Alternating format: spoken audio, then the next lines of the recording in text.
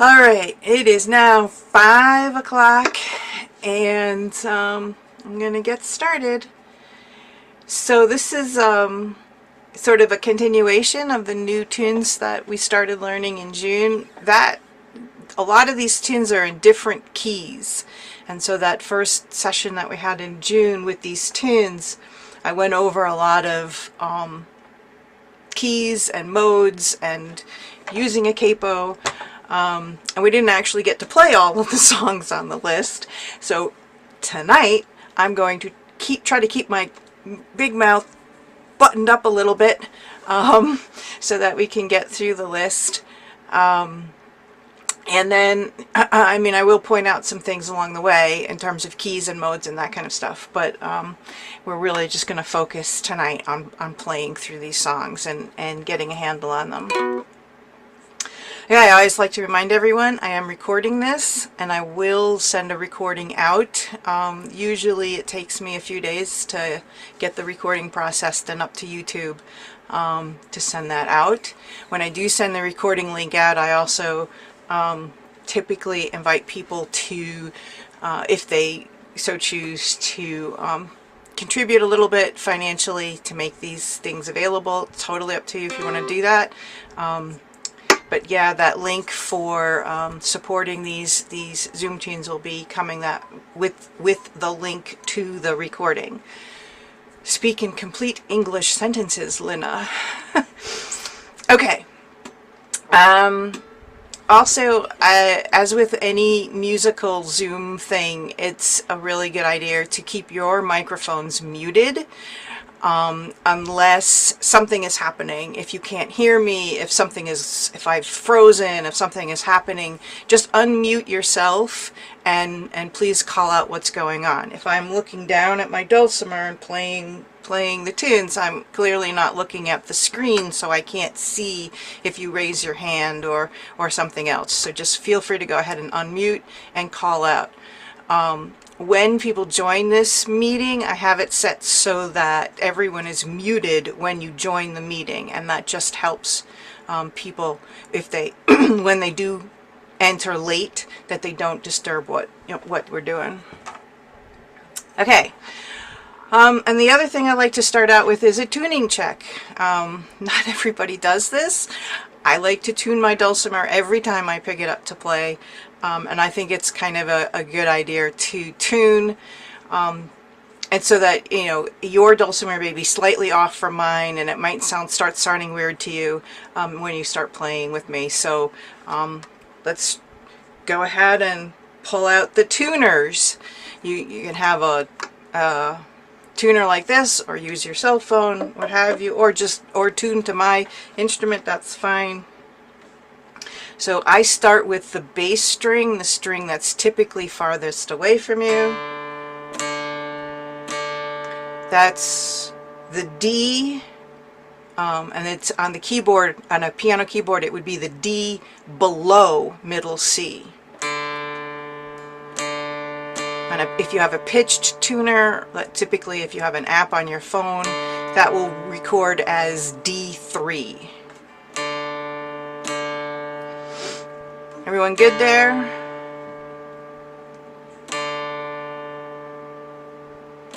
Okay, got a thumb up.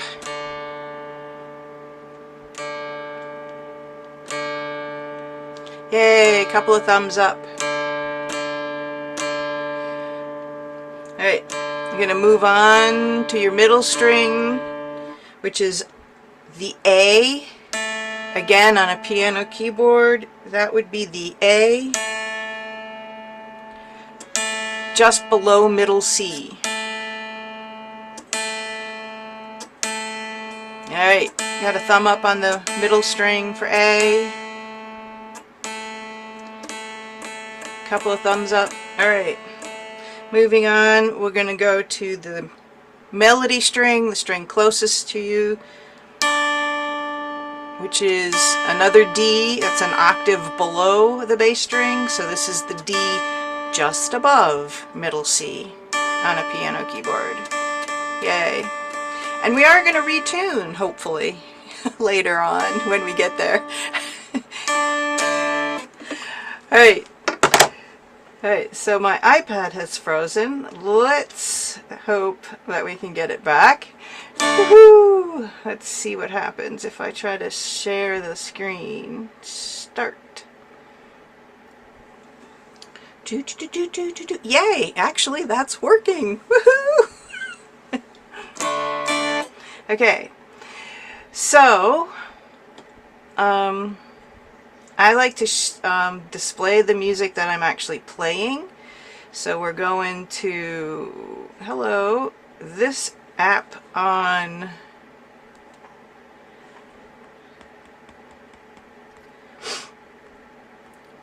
so the first tune that we'll be playing is a tune called The Four Marys. Oh, wow, and it's really slow on the screen share. Sorry about that. Okay, we're there. Woohoo! So this is a version of Four Marys that was arranged by Steve Smith. He's in, last I knew, Western North Carolina area. And Western North Carolina Dulcimer Club has a ton of tab that Steve has done and others have done. In my version, I've taken away the DAA notes. Steve usually has both DAD and DAA on the same piece of paper, and that confuses the heck out of me. So I just get rid of the DAA and use the DAD. Alright, this is a pretty popular dulcimer tune to play in jams. We've been playing it here as a group for a few months now because this was part of our set of music since January. So I'm going to play it 3 times through. I'm going to change my camera angle so that if you want to see the dulcimer part, you can see that there. And if you are a very basic, just beginning person, then you can play the melody line only for this tune. And I'll show you what that is. It's this, whoops, it's this line down here. Hello, can I have my writing tools, please? And that one, yeah, little red line, please. So it's the 021 0245. Just play that line.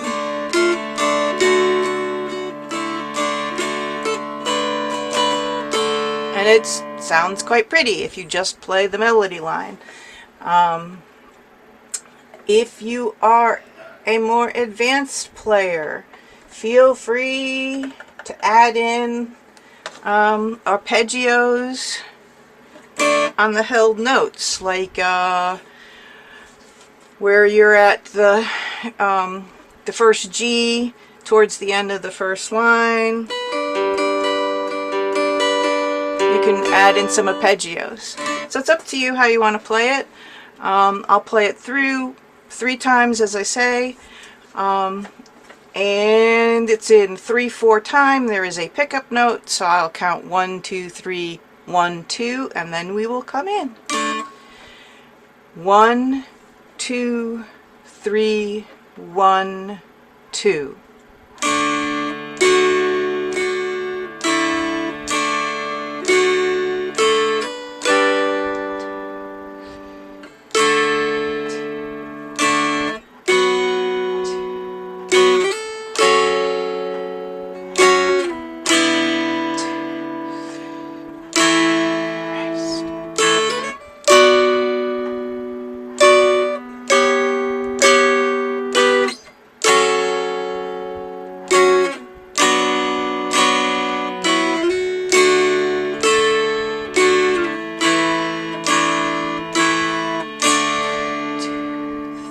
Back to the beginning.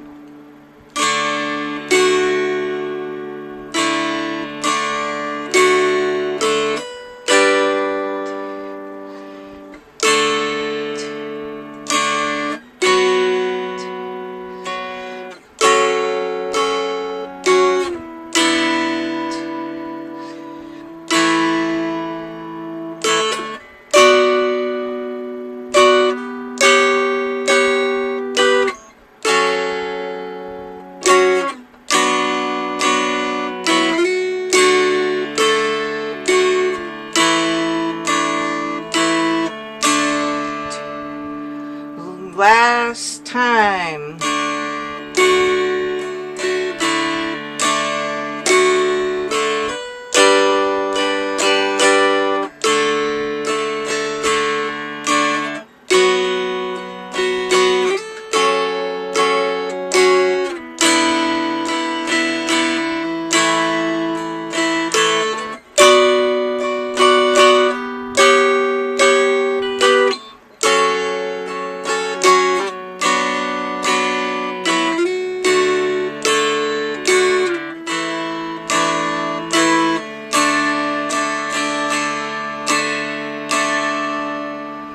Alright, thumbs up if you want to play it faster.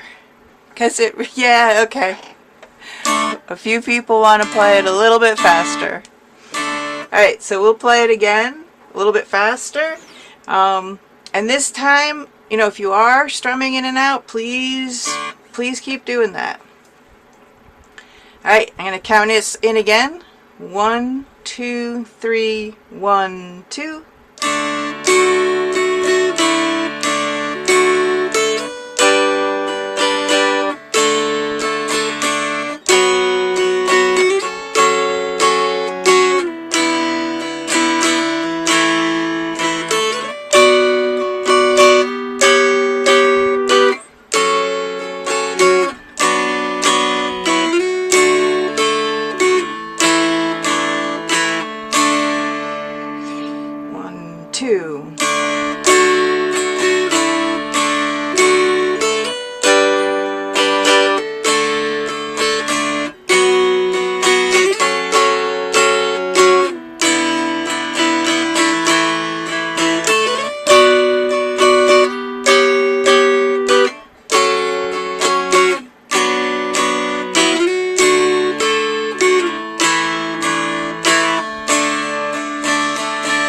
Last time.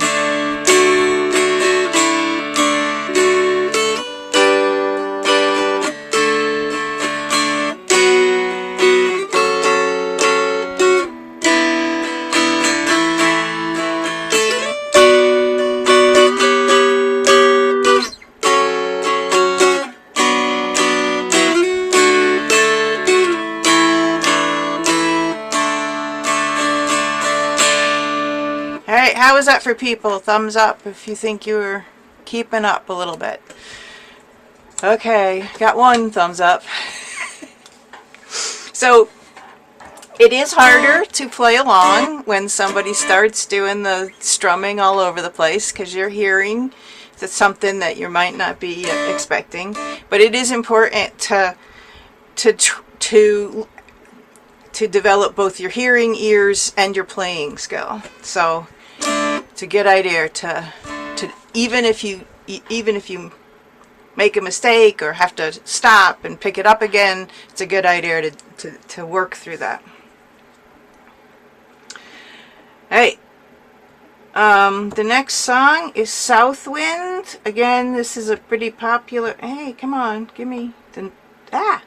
Thank you. Alright, yes. There is a definite lag on the iPad share thing. Good. Okay, this is another arrangement by Steve Smith. Again, I've taken away the DAA tab, so it's just a little bit easier to see the DAD tab. This is also a waltz. It's also in 3/4 timing. There's also a pickup measure that has 1 beat in it. This is, again, another popular Dulcimer tune that's played a lot at festivals. We've been playing it for a while. It's the 2 of our warm-up tunes, as I call them. So I'm going to count us in. Again, 1, 2, 3, 1, 2. This one will start out playing a little faster, and hopefully you guys can come in. Alright. 1, 2, 3, 1, 2.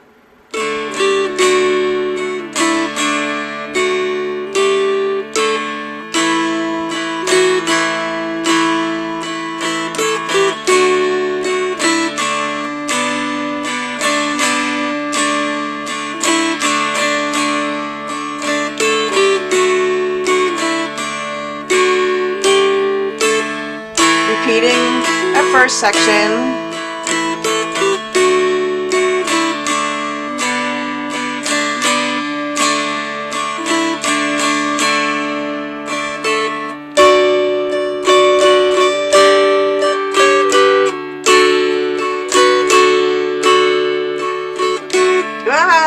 Where's she going? All right. Sorry about that. I'm going to start from the B section, which is the 4, just after the repeat sign on the second line. Sorry about that. Totally messed myself up. 1, 2, 3, 1, 2.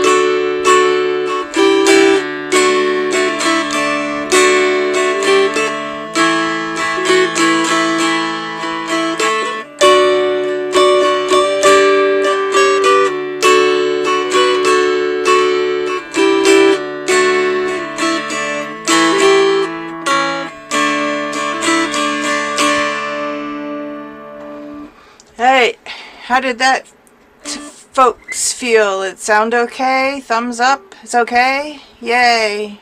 Okay. I messed up. Oop, I can turn my camera around just briefly. I messed up there because I have this tune memorized. And I really highly encourage you, everyone, to memorize tunes, but be forewarned that if you have memorized a tune, trying to play along reading the tab becomes quite the task. So just bear that in mind. I really do encourage people to memorize tunes that they like, because you can play them with so much more feeling and so much more expression.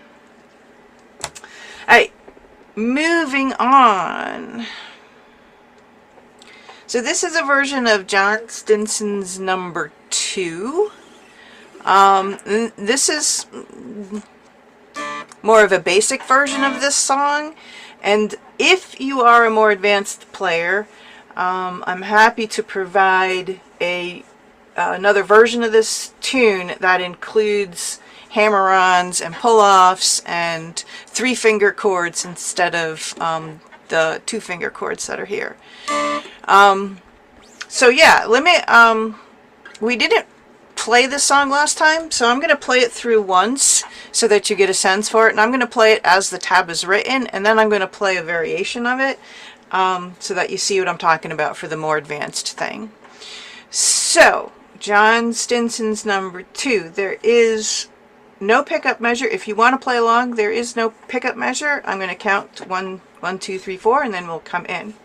And I'm going to play it this first time a little quick because I just want to give you a sense of the piece, and then we'll play it together more slowly. 1, 2, 3, 4.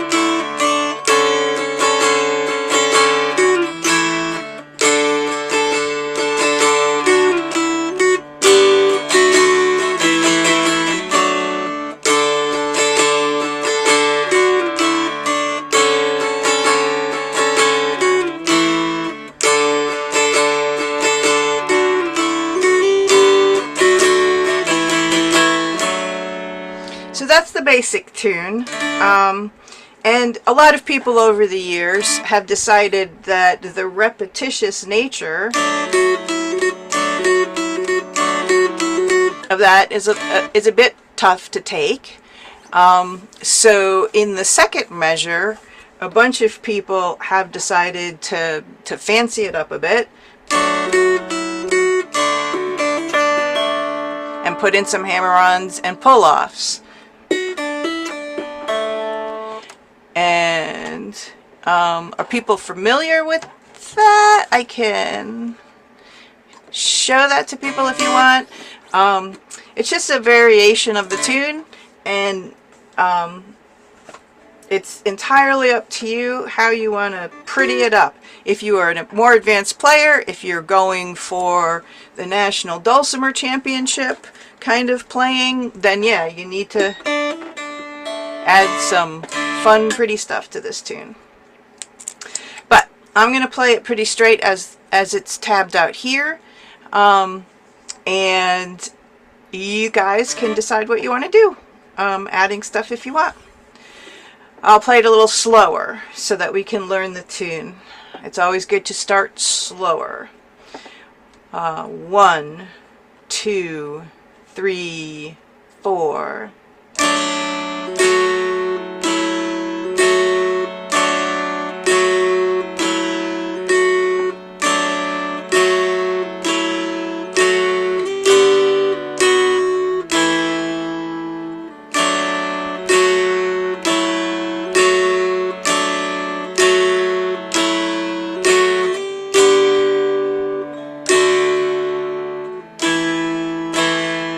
That repeats.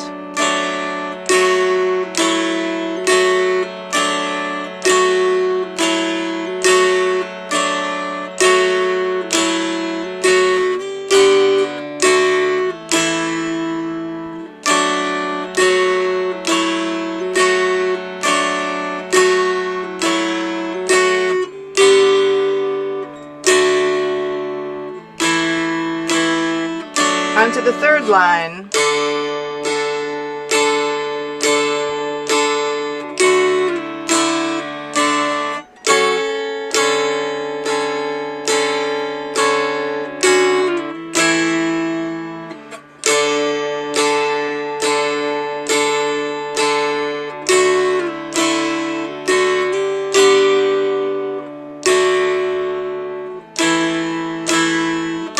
Back to the third line.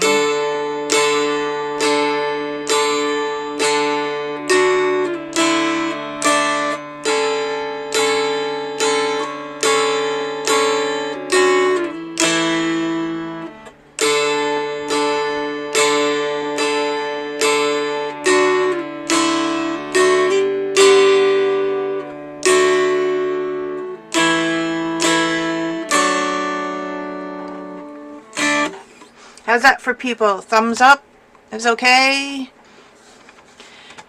It's not the hardest tune in the world. Good. Got a couple of thumbs up. Thank you. It's not the hardest tune in the world. And what I will do is I will put the more advanced version. It sounds more like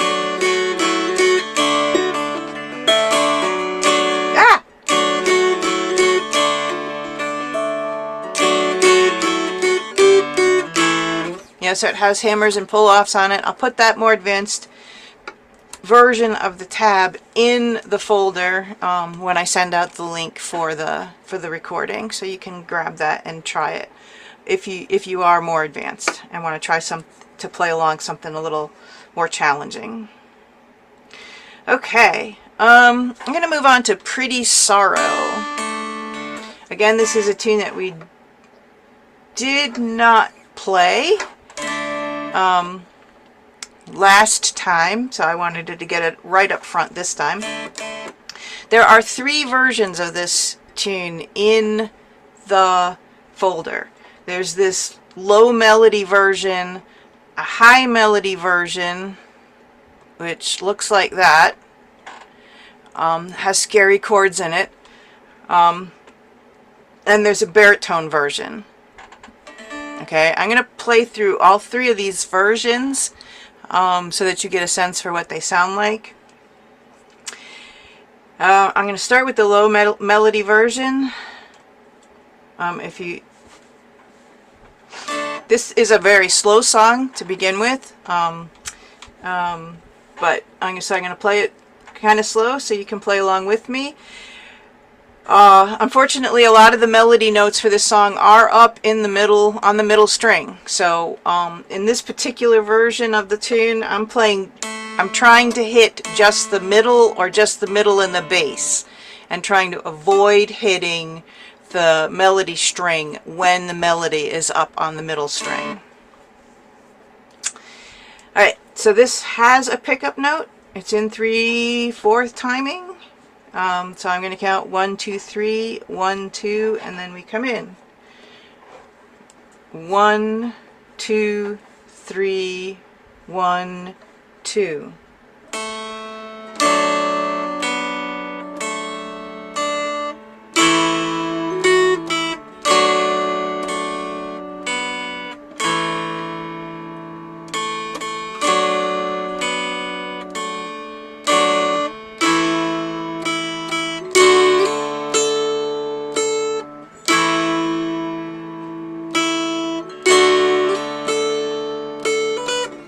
Whoops.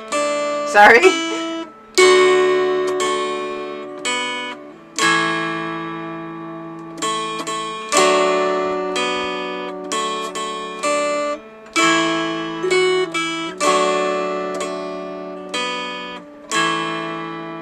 Alright, so that's the basic melody. This is in the key of A. I have arranged it in the key of A. That's the 3 sharp signs at the beginning of the piece. The other problem with this tab is I don't have the tuning on it. It is tuning the DAD, so I've got to correct some of this tab. Yeah, when I get a free moment. Alright, so that's the low melody. Oh, come on. What did I just do? Go there. Thank you. Alright, come on, screen share. You can keep up. There we go. The high melody goes pretty high, actually. And it is not recommended for beginners unless you're just playing the melody line. In this case, you can just play the melody line.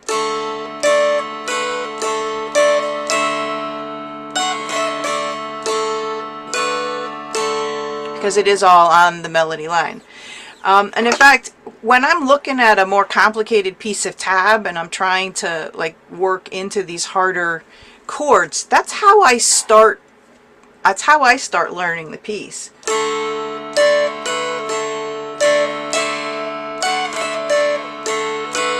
I'll just play the melody, and and then once I get a good handle on the melody at that fret position, I'll start working on 2-fingered chords. So for example, you can play the full 4, 5, 7 and it sounds like that, or you can just play the 5 on the middle string, leave the bass string open and play the 7 and it still sounds okay, right? So in this case, when I'm trying to work myself up to these harder chord changes, I might start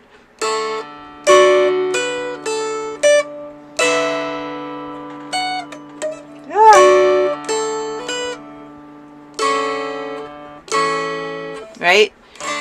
So it's a useful tool. But let me play this through as best I can at this point, with the full fingers, and I'm going to play it pretty slowly because this does get a little tricky on the chord changes, but we can attempt it. Again, I count 1, 2, 3, 1, 2, and then come in. 1, 2, 3, 1, 2.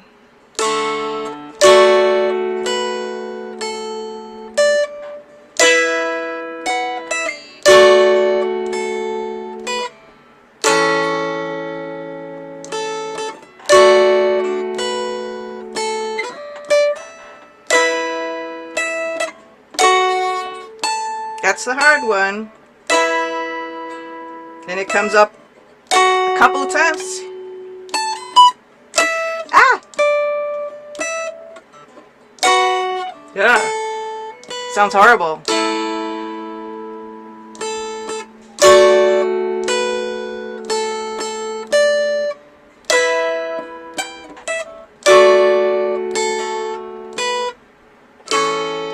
Okay, I butchered it. But you see the point. It gets high, it gets hard. But something that's hard is sometimes worth the challenge. And when you put this version together with the low version, if you have a group and someone can play, even if they're just playing the melody up here, while people are just playing the low version, this can sound really pretty together. Alright, and the last version of this is the baritone version. So I'm going to get my baritone out, and I'm going to change my camera around so you can actually see my pretty baritone. Most baritones are tuned most baritones are tuned A, E, A, and when they are tuned A, E, A, they can play tab that's written in D, A, D, because the distance between the A and the E is the same distance between the D and the A in the standard tuning. So you can, I'm just tuning this up a little bit very quickly.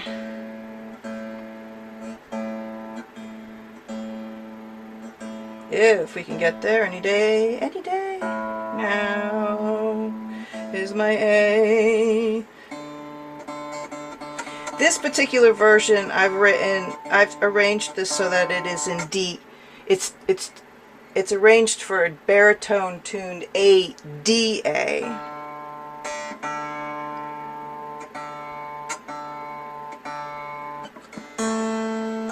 It changes up all the chords.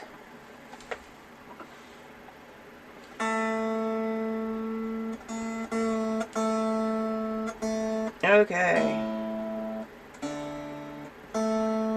Now you don't want to be tuning. You want to keep playing in DAD. You know, if you have the paper copy of the low version, play along and see what you think, if it sounds okay together. But again, if you were playing this version on a baritone, it would sound like this. 1, 2, 3, 1, 2.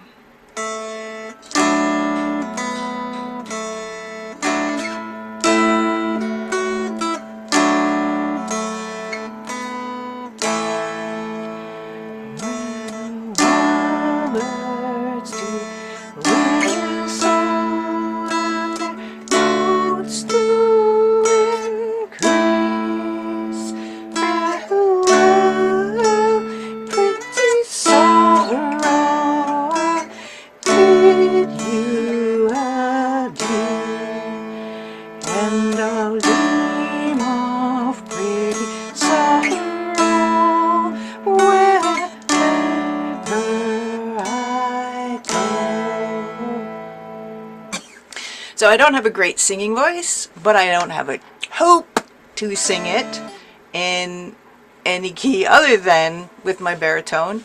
So that's why I do like to arrange songs for the baritone, is that I have a chance to sing something. So yeah, I hope you get a sense. Now this is all in the key of A, as I had mentioned earlier, rather than in the key of D. And going back to our conversation from last month, just a reminder, people change keys for songs so that they can sing with them for the most part, or that it's either someone needs to sing with you, or you're playing with another instrument and the other instrument can only play it in a different key.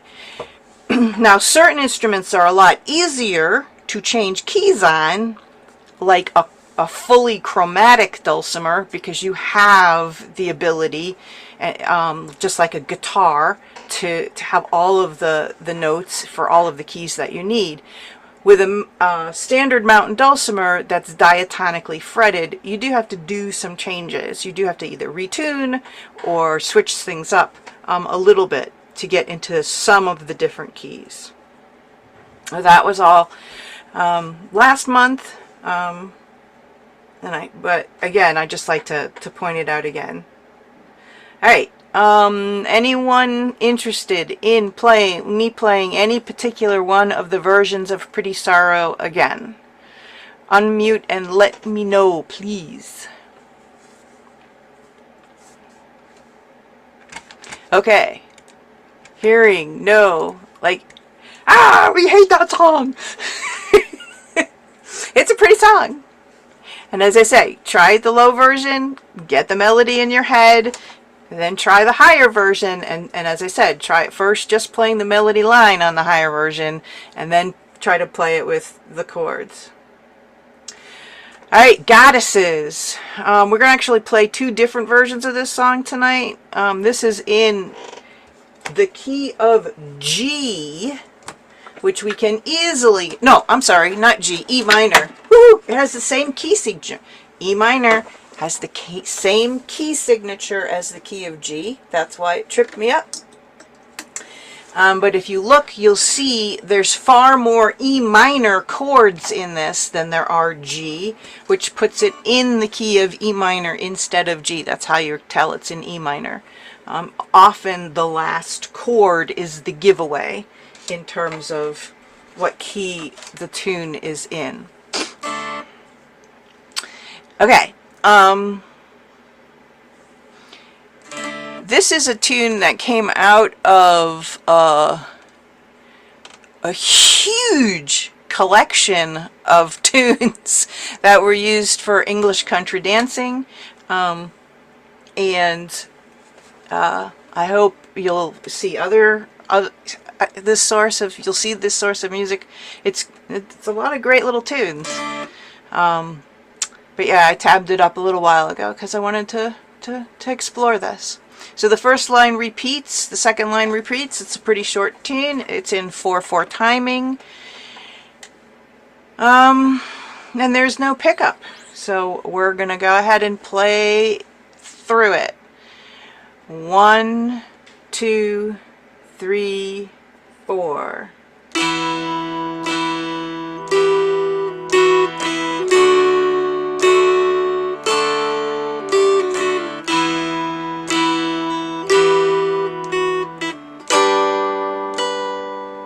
That repeats.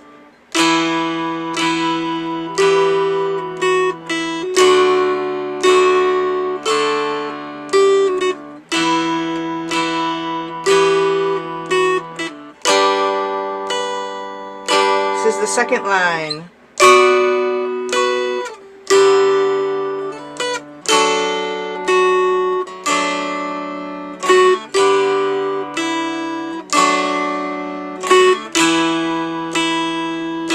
Second line again.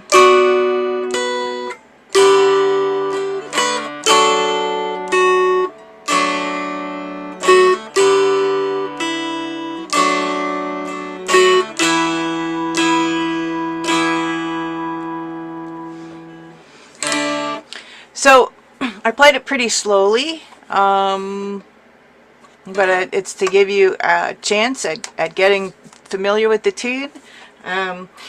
And it is important if you're playing for dancing people to make sure that the beat is very steady. If you're playing it for dancing couples, if you mess up with the beat, they could literally trip. So a lot of these tunes that were for dancing were really designed for that very steady beat. I don't know how fast they would play this. I mean, when this was written was, wait, let's look at it, 1651. So this tune is pretty darn old. I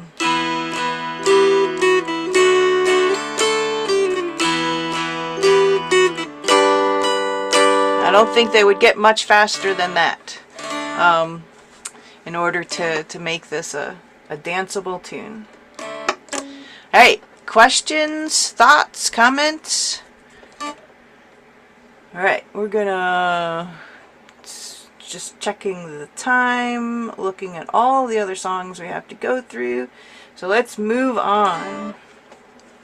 The next tune is a tune called Farewell to Tarwathie. Blah, blah, blah, blah, blah. This is an arrangement by Bonnie Carroll. Bonnie Carroll gave me permission to share this arrangement with y'all.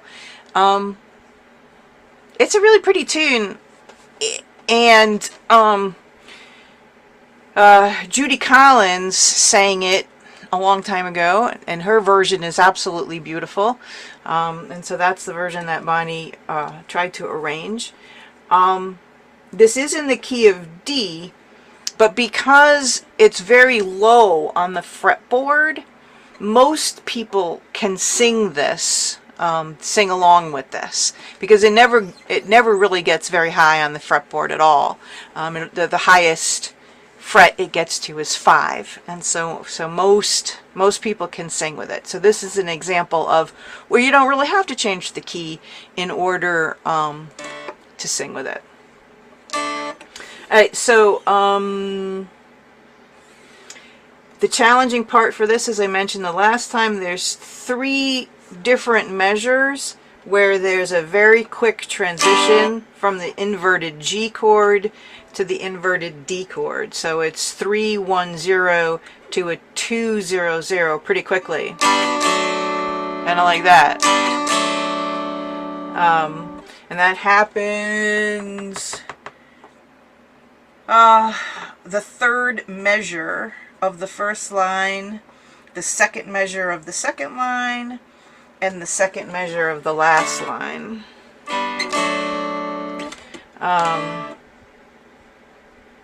But otherwise it's a pretty approachable song, so let's give it a whirl. Again, it's in 3/4 timing, and it's got a pickup note, so I count 1, 2, 3, 1, 2, and then we will come in.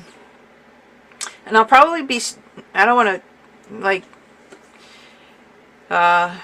put you guys off, but I'll probably be strumming this a lot because it's a pretty nice tune to strum through.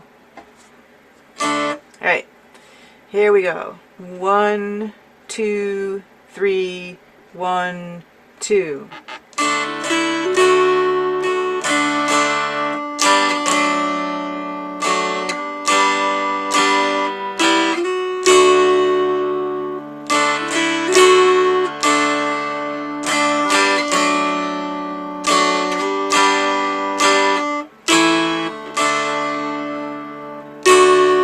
Oops.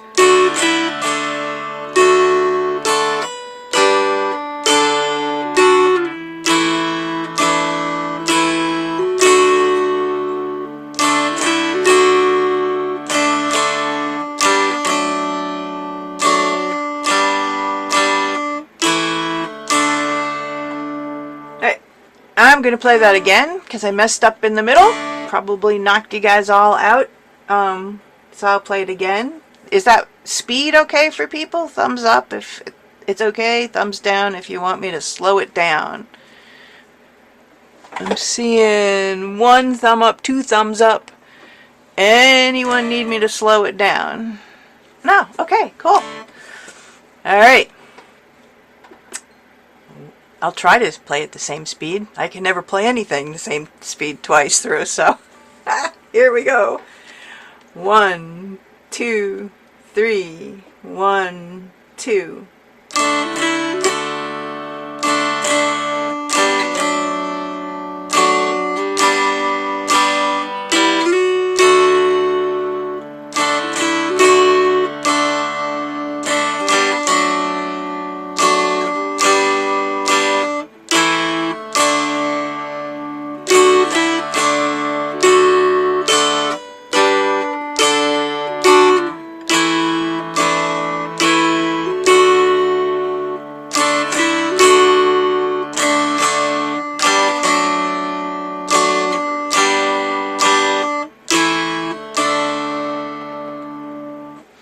Such a pretty little tune. I hope you enjoy it. Okay, we are, let's see. All right, kind of halfway through the new list. Scarborough Fair. Now this tune requires a capo.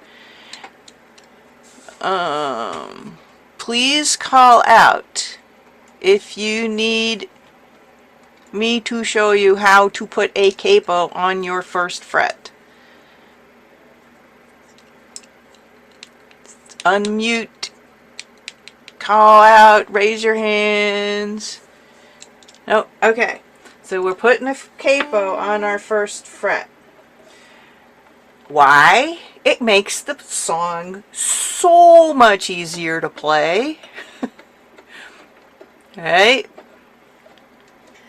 Now in Dulcimer, if you are familiar with using a capo on, we're not changing the tuning, we've left it DAD, we're putting a capo on, so we are now effectively playing E on the bass string, B on the middle string, and E on the melody string.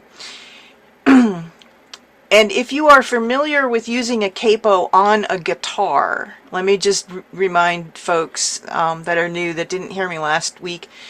A capo on a guitar, you change all the tab to count up from the capo, wherever the capo is positioned on the guitar's neck. In Dulcimer tab, the convention is to put the capo on and leave all the tab notes the same. So where it says 5, are you going to, are you going, we're going up to the 5th fret. That's still the 5th fret, you know and love. Okay, that is not 5 frets away from the capo, as it would be if this was guitar tab. Okay, so just bear that in mind. If you are familiar with using a capo on a guitar, using a capo on a dulcimer is slightly different.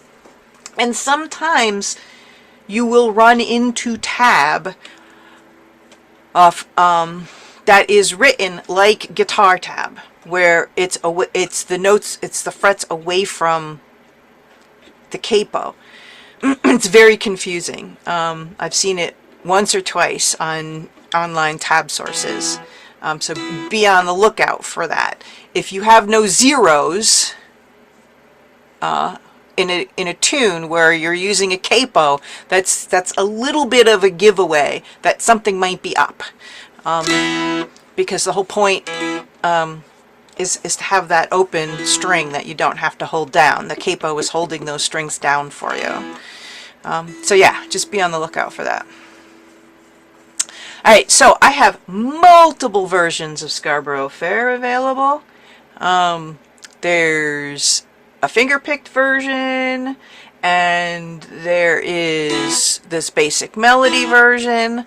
I'm going to play through this basic melody version first, and then we can look at the finger-picking if you want to. And then there's also, in the tab, we probably won't play this tonight, we'll see how it goes, but this is in the key of A instead of E minor, and it's capoed at the 4th fret. So there's, again, be careful. You want the Scarborough Fair capo 1, 0, 0, 0 as the first note. Alright. And there is no pickup, and it is in 3/4 time. And so I count to 3, and then we come in. 1, 2, 3.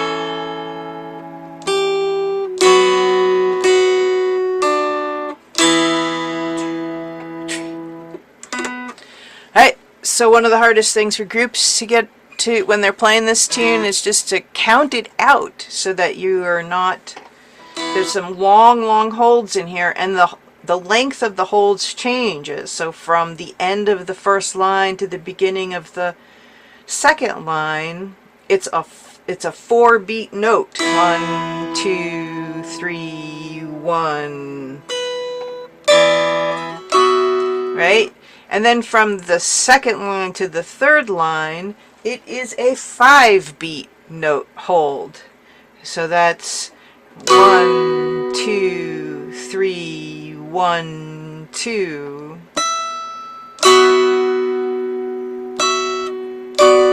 Right? So that's the hardest thing to get used to when playing this song with a group of people. Obviously, when you're playing it by yourself, or just playing your solo, you can vary up the timing as much as you want to express what you want to express. But if you're playing with a group, you've got to get that timing correctly. And frankly, the only way to do it is to count it out. So I am literally in my head. Let me play this and count it out with you so that you can hear it. I'll count it out loud. I'll start from the beginning. 1, 2, 3. 2, 2. 1, 2, 3, 1. 1, 2. 1, 2, 3, 1, 2. Right? So if you are practicing to play this within a group, I strongly urge you to count it like that. Count it out loud like that. If you can also obviously play with a metronome. Everyone hates the word metronome, but once you get used to playing with one, it's an invaluable tool. So bear that in mind. And the best way to get used to playing with a metronome is to set the beats per minute way low, like 50 or 60 beats per minute, and you'll be able to play along to the metronome. Okay, so let me go ahead and play this more advanced. You can either finger pick this,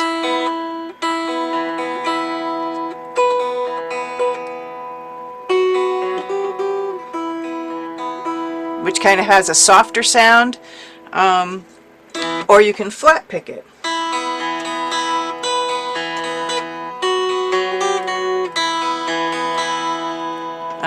This has a little bit of a louder sound. Alright, I am going to finger pick it actually, because that's the way I like to play.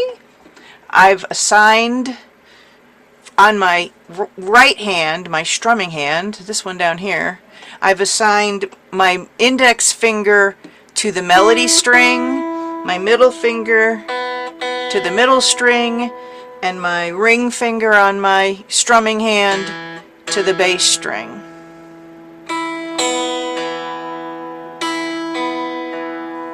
Right?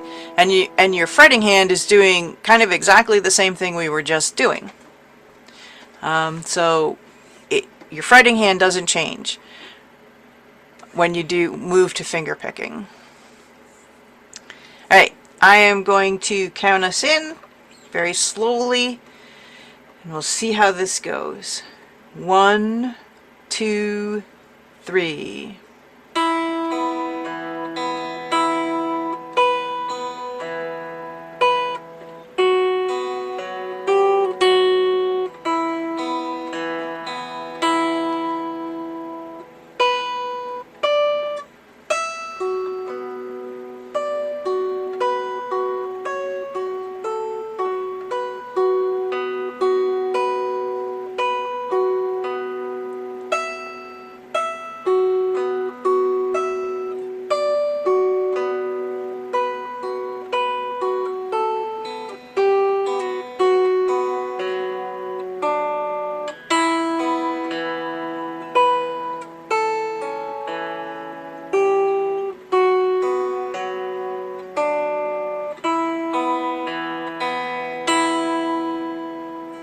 And of course, you go back to the beginning.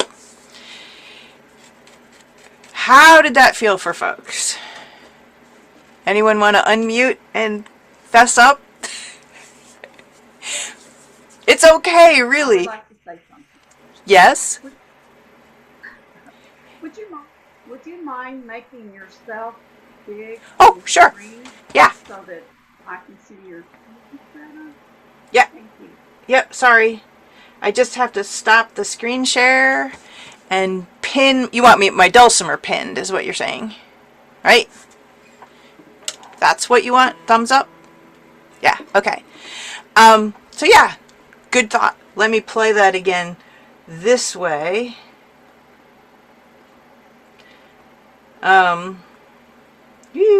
Okay. All right. So again, I have not everyone does this. Some people use their thumb on the melody string, but I don't. I like to anchor my thumb against the side of my fretboard, and that just helps me keep these fingers in place. And again, this is my fretting hand. We're gonna put it behind my back for now.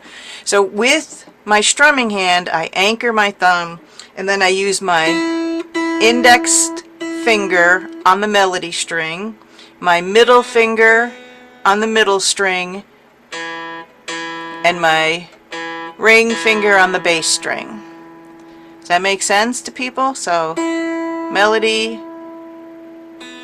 middle, and can I get all the fingers out of the way so you can see it? Yes, I can. I can't do this. Okay.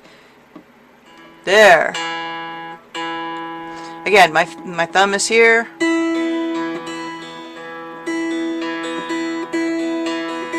And that's really all I'm doing.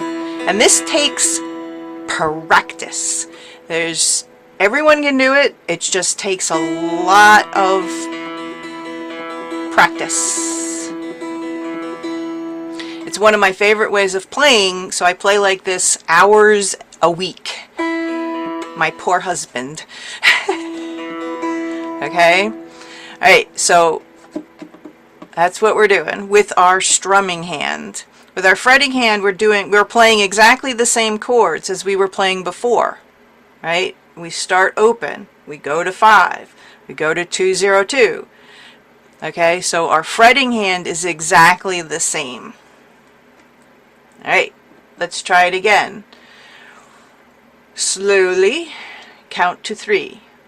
1, 2, 3.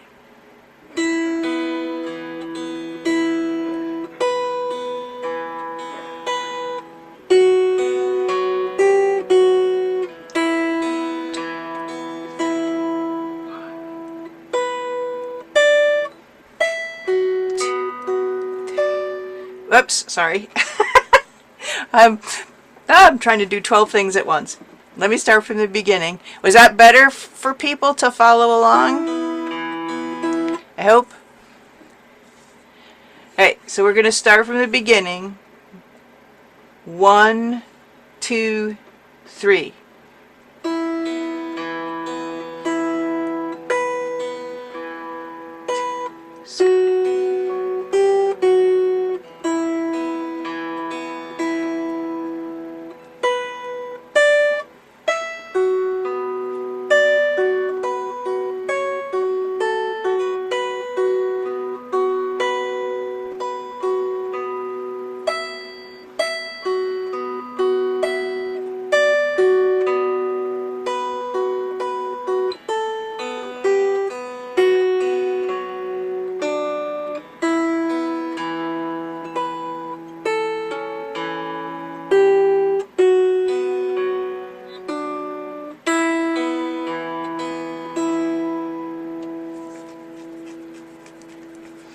Right?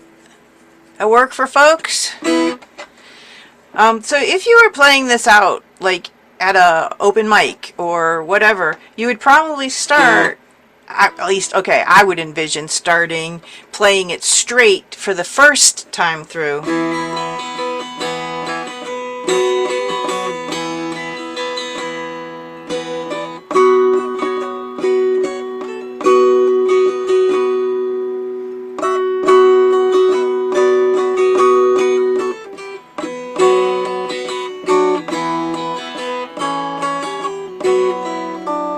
And then when you wanted to impress people, woo, you'd switch.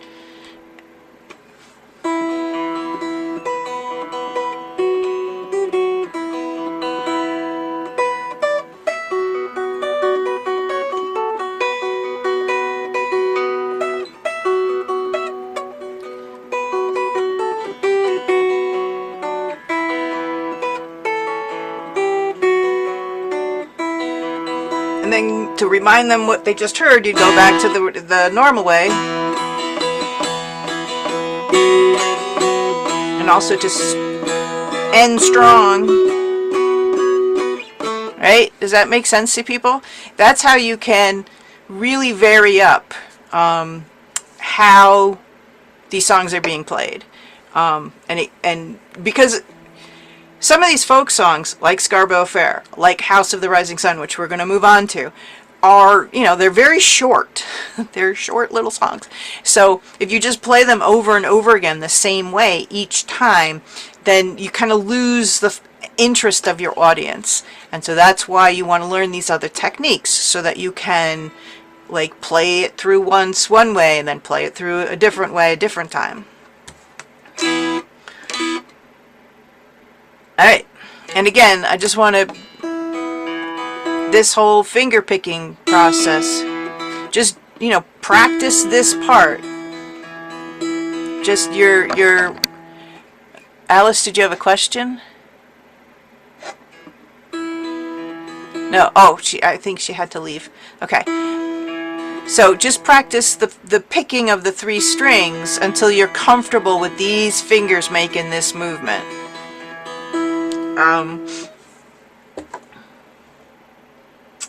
And then, because this hand doesn't change, your fretting hand doesn't change. Alright, we are moving on. Woohoo! It is 6:03. Okay. House of the Rising Sun. Again, this is in Capo 1. And I am going to reshare the iPad, if I can get there from here. Yep, hopefully. Share, screen, and start. And okay. We're gonna go back to my tab. Alright. So again, House of the Rising Sun, the way there's several different versions. Yay. This is a sort of a basic melody with a few easy chords in it version. And this one's again Capo 1. There's also a version with no capo. So if you don't have a capo, this is the same as the last version, except you have to play all of the chords because you don't have the capo holding down the 1 1 on the first fret. So if you compare those two different versions, okay, come on, we can go there. My iPad is a little slow tonight. You'll see this is the true reason of putting a capo on your dulcimer, is it just makes the tune so much easier to play.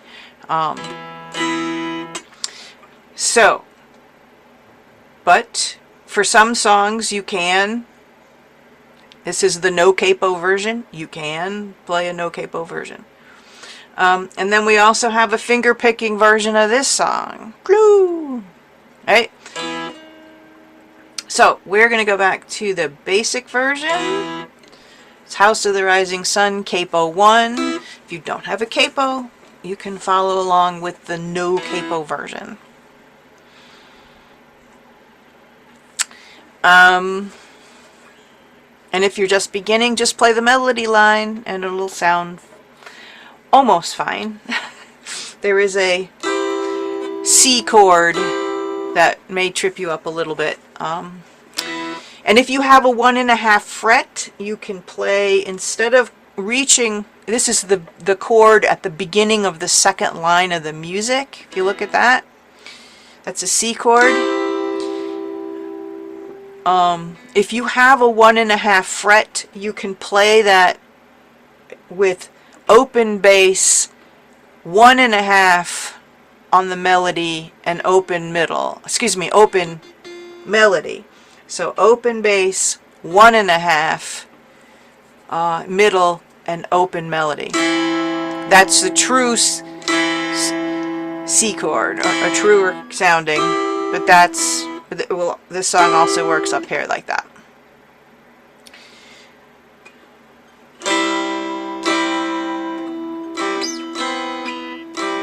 Yeah, actually, it's a 3 on the middle. Excuse me, a 3 on the bass, 1.5 on the middle,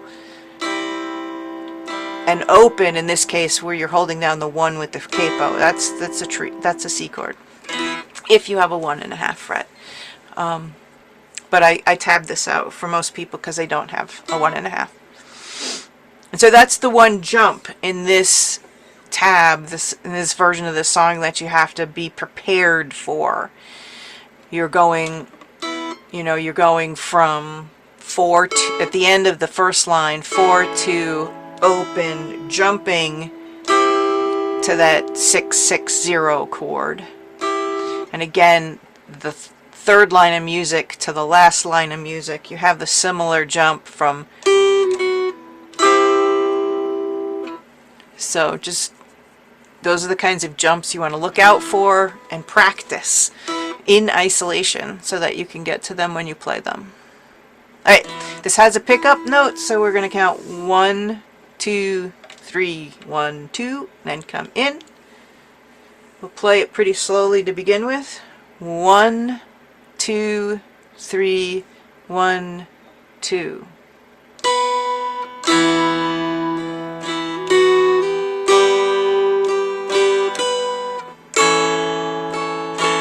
Here's the jump.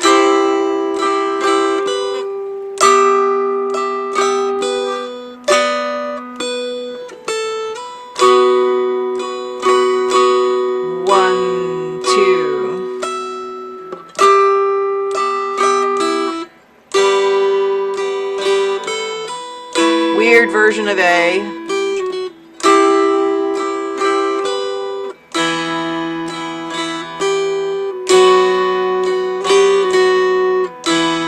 Two, three, 1, 2.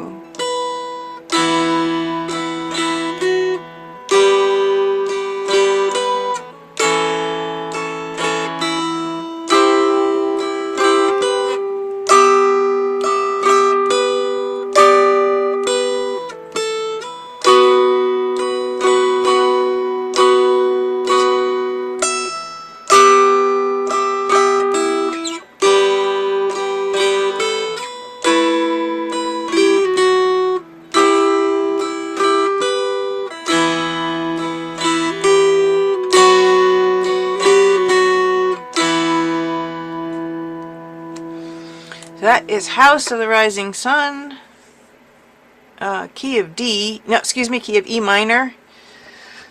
Again, be careful of what I'm looking at. And the key signature on this tab is wrong. Ooh, bad Lena.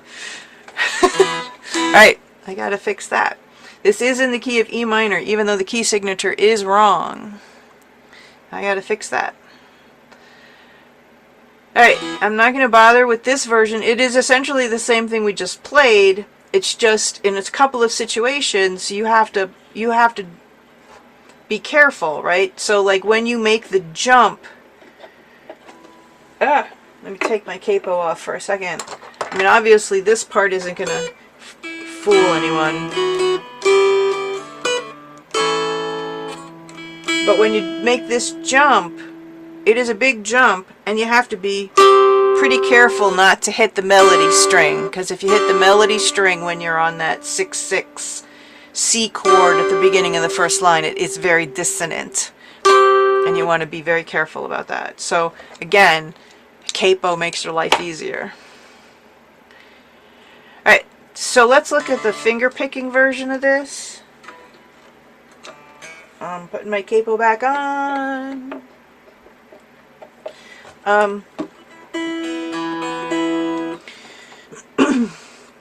Now there's a couple of places.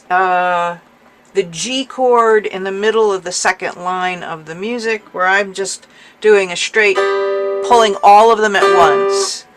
So, you know, instead of individually picking that chord, I'm just picking all of my fingers at once.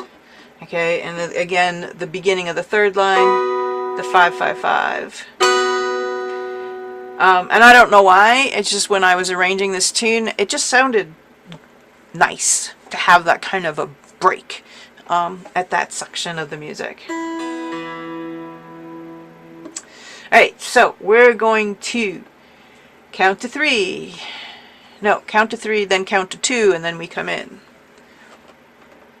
1, 2, 3, 1, 2.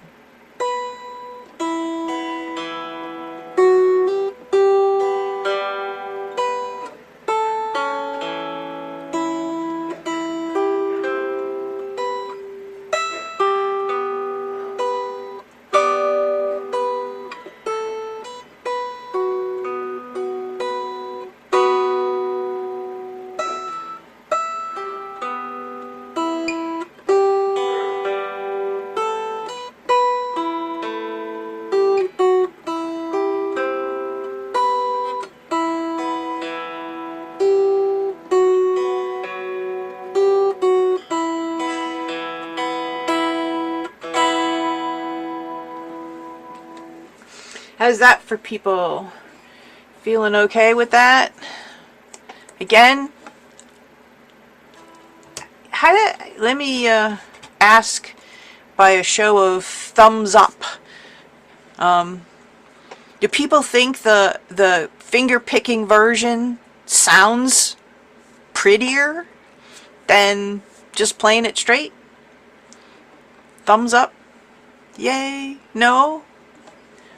Do you think yeah, I got a shake of a head, a couple of thumbs up. Alright, alright. So yeah, I believe that's why it's, on a dulcimer in particular, you got 3 fingers over here, you got 3 strings. You can make some really pretty music, finger picking. So it's a very useful technique to learn and to practice. And again, it just takes practice. It's frustrating at first, but you'll get the hang of it. I promise, if you practice it. Alright, let's move on.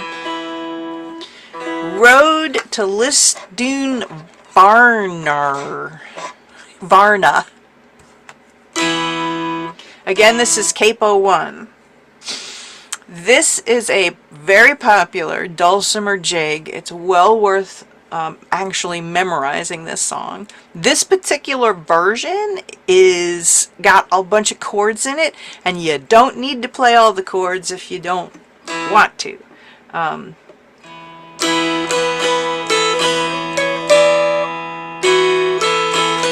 Whoops.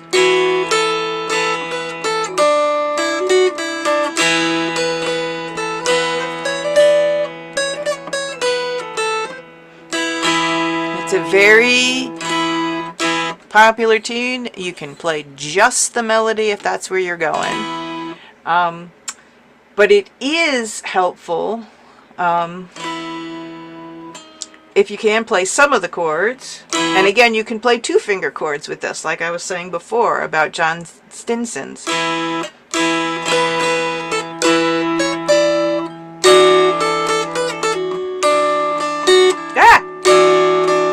I can play the song.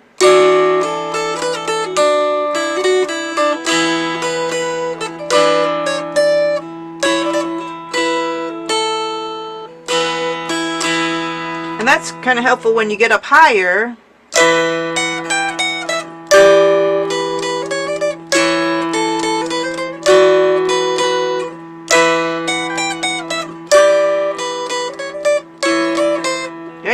So you can play the 2-finger chords, you can play just the melody, however you want. It is a jig, so it is in 6/8 timing. That's timing that if you were born and brought up in the United States, is timing that you didn't hear a lot when you were a child.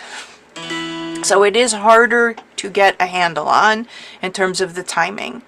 If you were brought up in Scotland and Ireland, you heard it all the time. So you have no problem playing jigs. What I can tell you is just remember the phrase in your head, jiggity, jiggity, jiggity, jig. Jiggity, jiggity, jiggity, jig. And if you keep that in your mind, you'll catch on to this rhythm. Okay, I'm going to play it really slowly. And we count to 6. There is no pickup, so we come in after 6.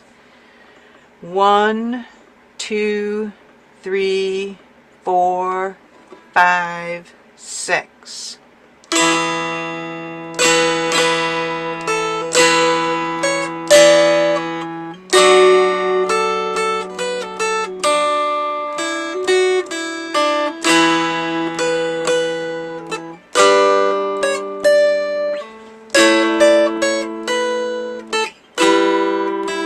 That repeats.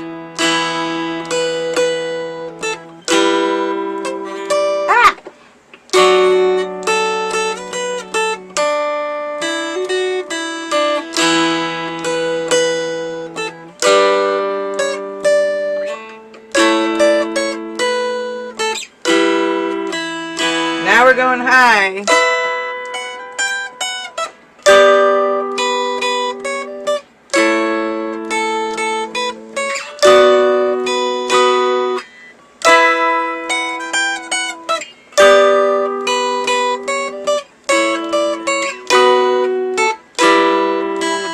Of course, that repeats.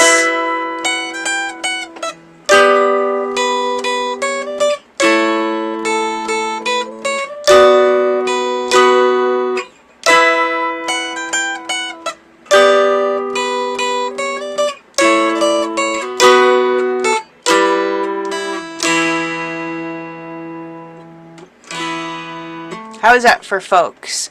Did you feel the rhythm of this? Okay, again, it's a jig. It's meant to be a dancing rhythm all through the pace. Questions about that? Does anyone want to see fingering on any of the chords?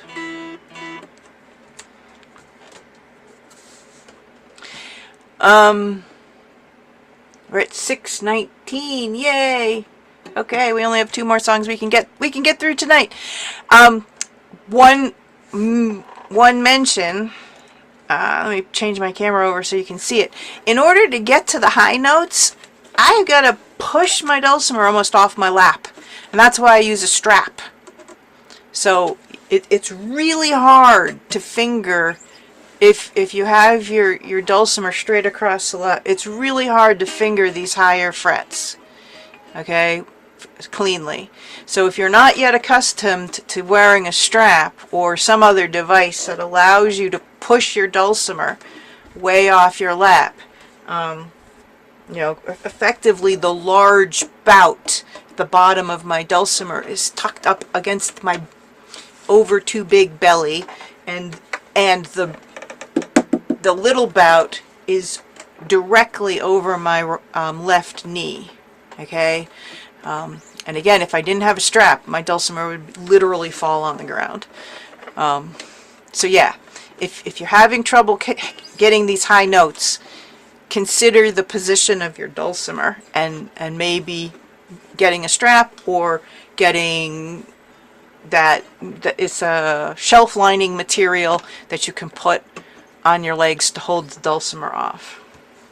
Okay, so we are going to retune so we can play Goddesses in a DAC tuning. And it's actually in the key of D minor. So we're going to tune the melody string down 1 full step to middle C. It sounds like that. Then our dulcimers have a haunting sound.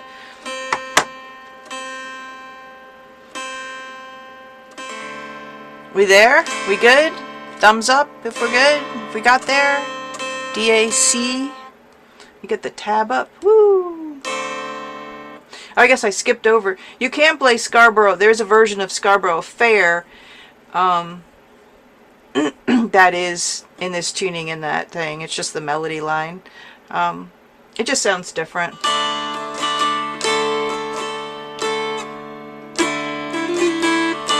Just more haunting, I think. But it's fun to explore that. This is the Goddesses, same tune we played before.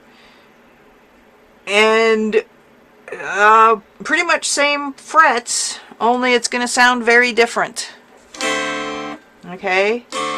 And there is a finger version in this. And again, I made a note to myself. There's no key signature, so that's wrong. Wrong. But let's play this version. Again, it's just to demonstrate how the song can sound differently in a different key. Alright, so we count to 4 and then we come in. Is everyone with me?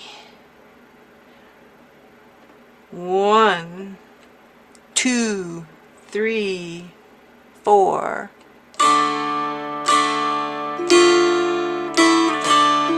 Oh, so different.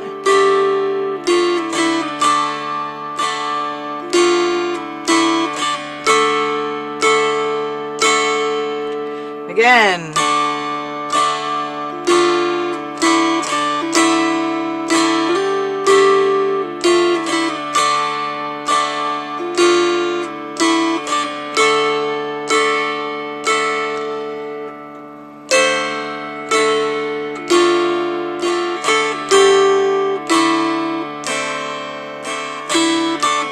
Oops, sorry, that was me. B part again.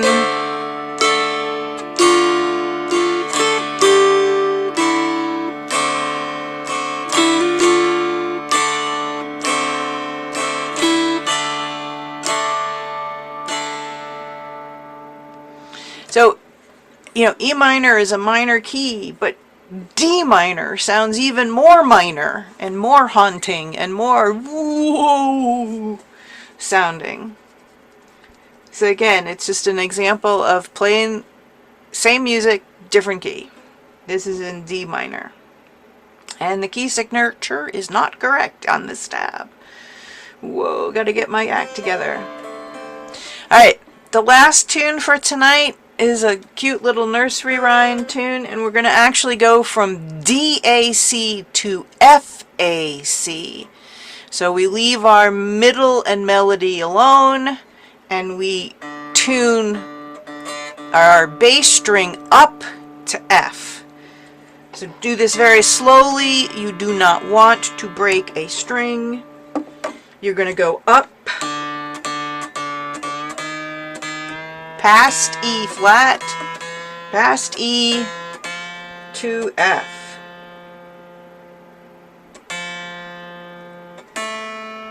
So now I am in, this is F on my bass string.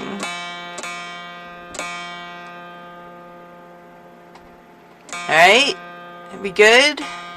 Thumbs up if we're okay there. Got one thumbs up.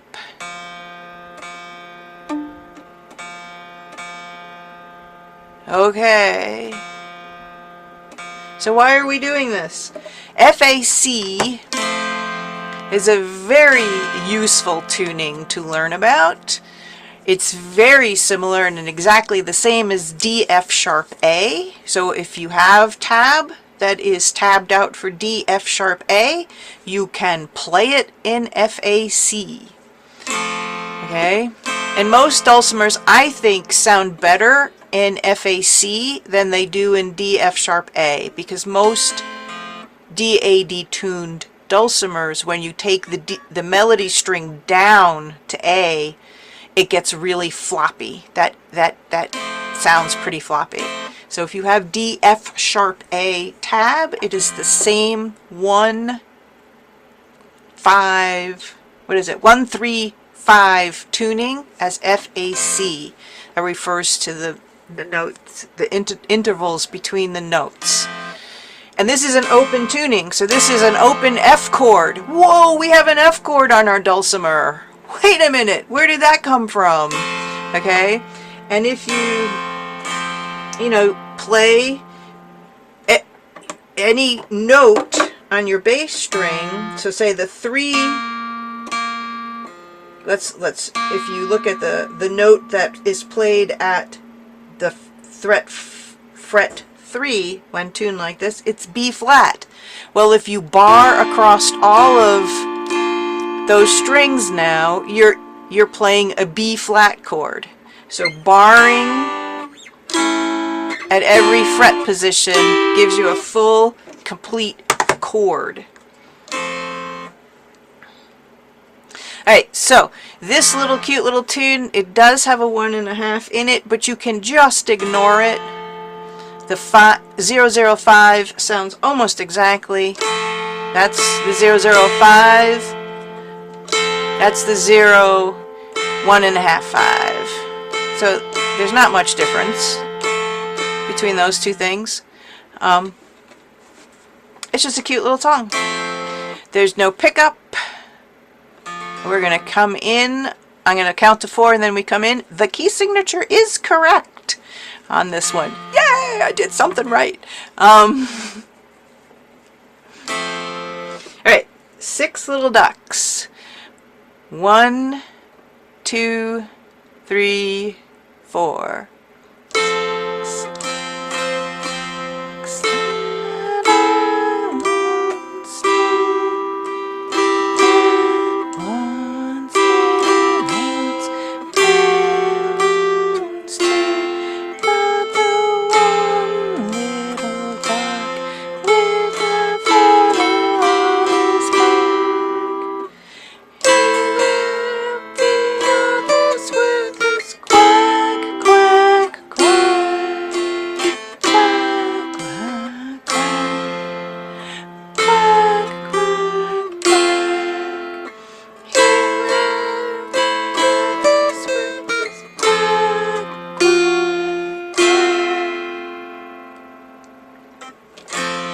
Alright, so the chords are a little bit different.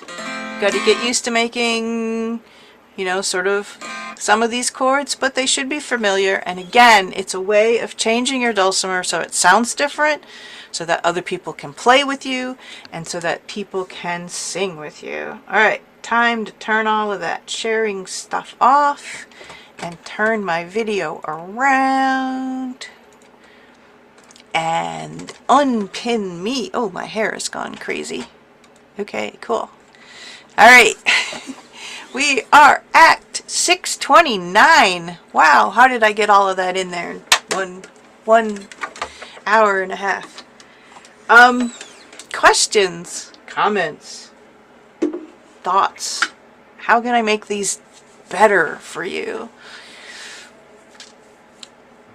Please just unmute yourself. Thank you. Thank Oh. you, Lynn. I love that last tuning. Yes. I've never played with the F on the... I love that. I love the sound of it. Yeah, it sounds wonderful, Thank you. doesn't it? So look for tunes that Really does. Yeah, it sounds great. On most dulcimers, it sounds wonderful.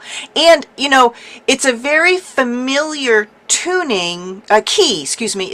F is a very familiar key to those of us that grew up in the 60s and 70s, because a lot of the folk music and rock music was played in the key of F. So it's a very, like, ooh, that's familiar.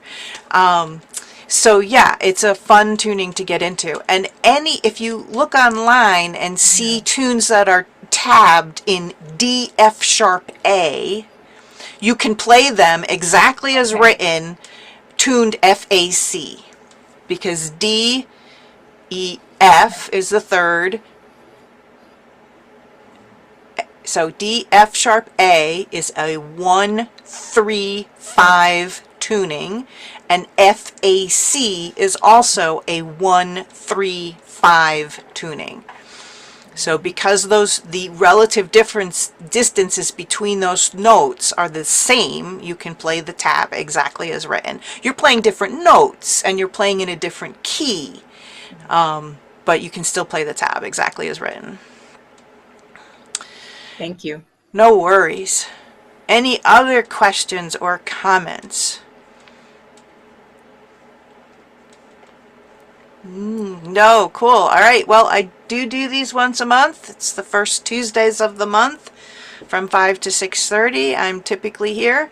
And, you know, I welcome any suggestions, any tunes. Usually what we do is we start in January, we play a set of tunes, and then starting in June, we play a different set of tunes. And then round about October, we start playing some holiday music to round out the year. So if you guys have suggestions of how to make it better, tunes or techniques that you want to learn, I'm all ears. So thank you very much for joining me. It is always a joy to play my dulcimer, and I hope the joy is infectious. All right, I will get the recording out later in the week. Thanks, everybody. Bye-bye.